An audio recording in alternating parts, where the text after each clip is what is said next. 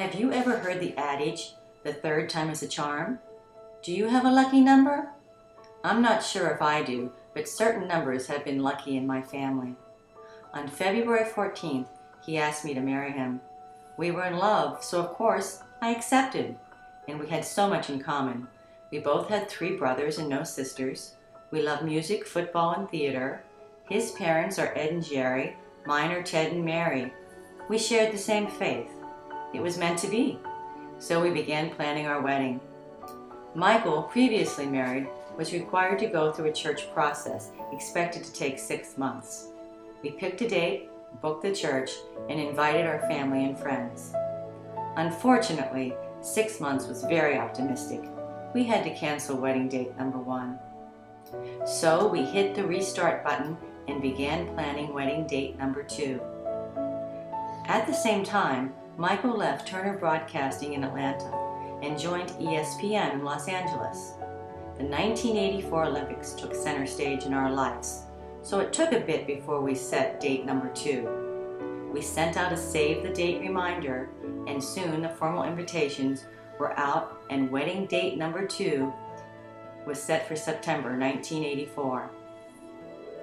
Just a few weeks before the big day, both of our fathers became seriously ill and were hospitalized. There was no wedding without our dads, so the second cancellation letter went out in August.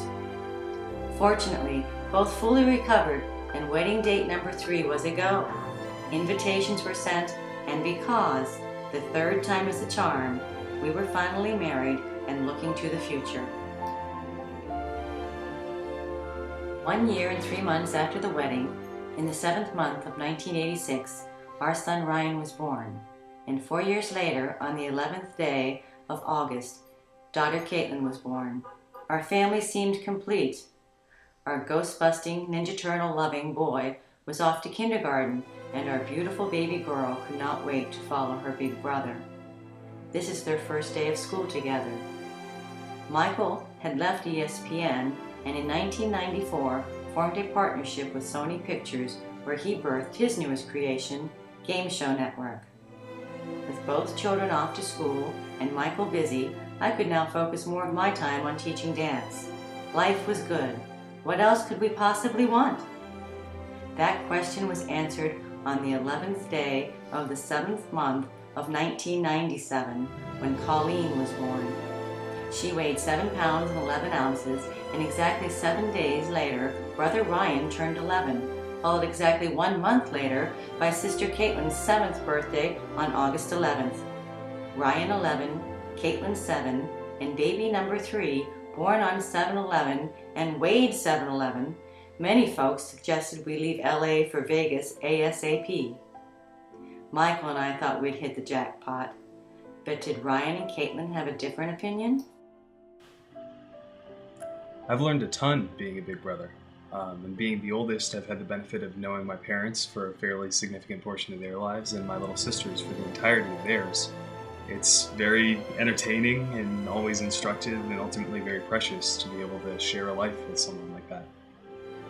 So what I recall from Colleen being born 14 years ago was I was really excited because I had basically a new doll to play with, and I was kind of upset because I was the baby of the family and I was the only girl, and so she was stealing both of them from me.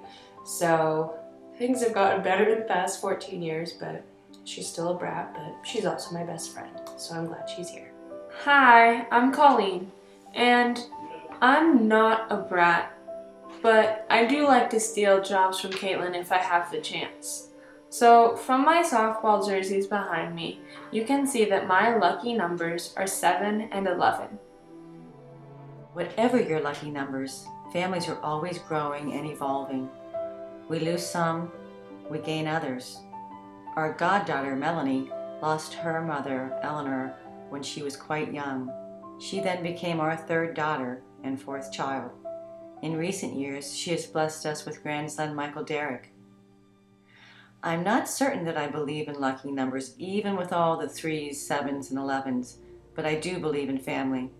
I know I'm lucky to have married Michael and given birth to these 3 sensational children.